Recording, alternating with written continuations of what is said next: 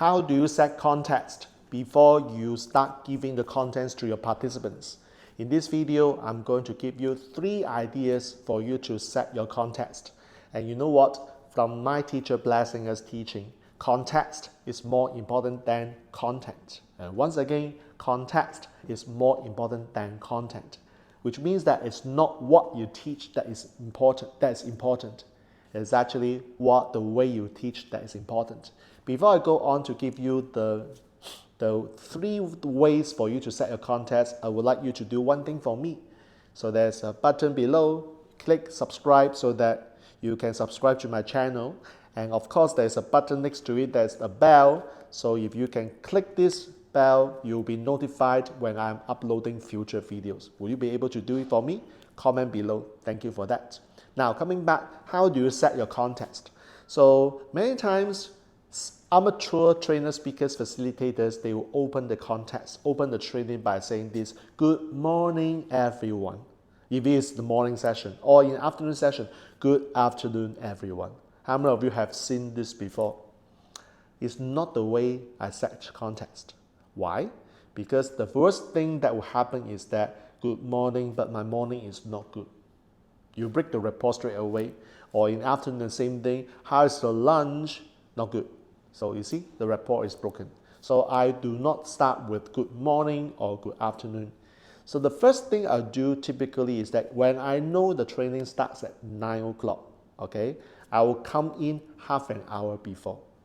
Because the training doesn't start at 9, the training actually starts at 8:30. The moment I step into, I have started training already. And the reason why this is powerful is that you will see that you care for your participants even before the formal training commences. Okay, so this is very important. So be there earlier so that you start mingling with your participants, and that's how you build rapport. Okay, so that's tip number 1, be early. So tip number 2, how you set your context. Of course, first of all, you need to know who these participants are. So typically when I run events, I will have a participant's profile given by the event provider. So I have some ideas of who they are. So what kind of questions they might have. So when I open the training, I'll ask them questions that are not anyhow fired, because it's no point of saying how many of you have breakfast already and how many of you don't have breakfast. I'm not asking those kind of questions. So you got to plan what questions you will ask so that they will give you the response that is positive, that is empowering. Not like good morning, how are you everybody, no good, not that. Okay, so the questions that you ask have to be considered based on the profile of your participants, which you know in advance. If you have not been doing this, comment below, because that is a sign of affirmation of honesty. So for that, I thank you. So if you are not doing this right now, it is very important for you to actually get hold of the participant profile so that you know what questions to ask. So that's tip number 2. Tip number 3, that is called pre-frame. Because instead of you talk about the content right away, give them the reason why they have to listen to you. Give them the reason why they have to listen to you. So you can give them the reasons why, okay, the reasons why I'm giving this to you is because of this, because of that. And then what I'm going to share with you is a very important step. So you must always do pre-framing. When you do pre-frame, what does it mean? It means that you give them a reason to sit in and listen to you, rather than you tell them what it is about right away. Because like I said, content is not important. Not to say content is not important, but compared with context, how you frame the content becomes very important. Because some people are skeptical by nature.